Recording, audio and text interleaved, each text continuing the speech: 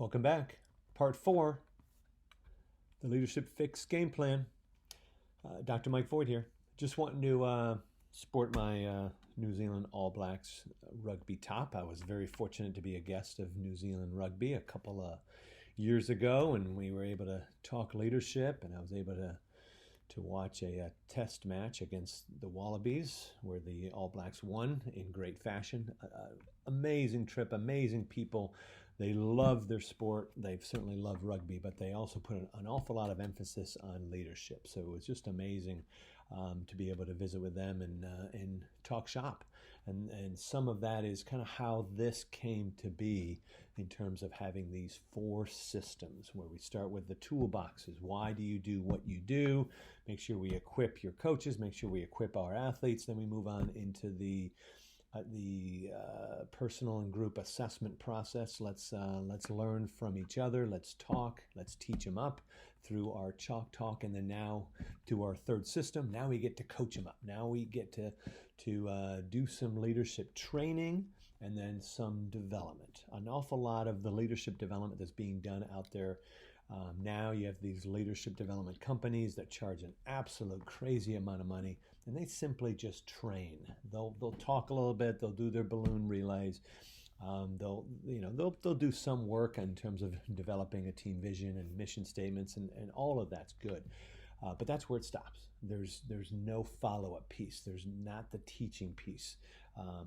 And there's certainly not the developmental piece. And that's definitely something that one of the reasons why I wanted to write this book was that there's such a void out there for you coaches. How do I develop myself as a better leader? How do I develop others, my players, my player leaders, into better, impactful leaders? So that's why, and that's where this book came from.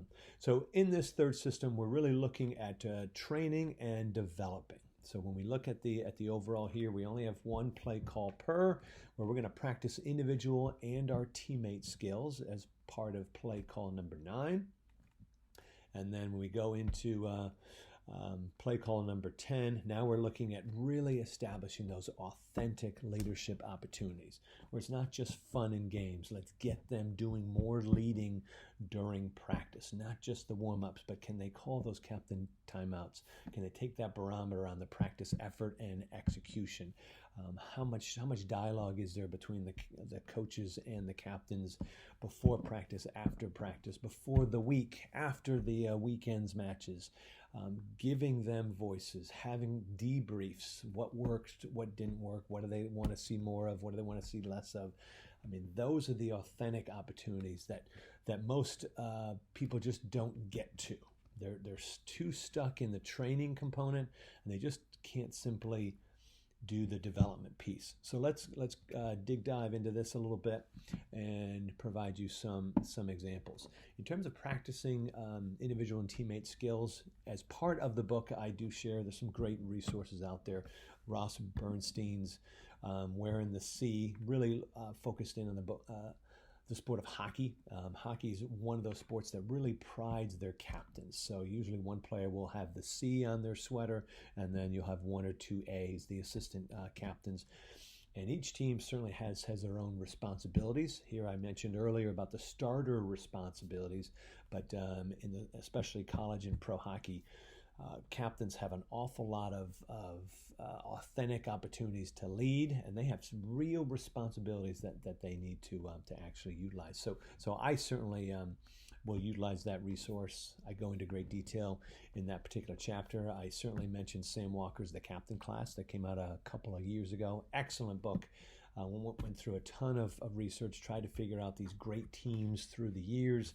And after all of the stats and all the work that Sam did, what came out of it was that captain. And they have certain qualities and practices that really separated them. And they were the impact. They were one of the reasons why that whatever team that was had great success. And the New Zealand All Blacks were one of those teams. And actually, there's probably at least 3 or 4 of those great New Zealand All Black rugby teams that made Sam Walker's top list of great teams. And then former Florida and Ohio State football coach Urban Meyer wrote a great book about Up Above the Line.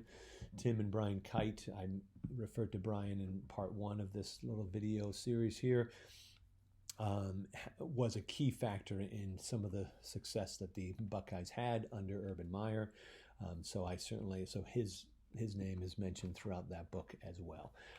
I have plenty of surveys that I've constructed to help athletes become more aware of their mental game as well as team, but I share with you specific leadership surveys that you may want your individual leaders to complete, so it improves upon their awareness of what works for them, what doesn't work for them, and what to do about it.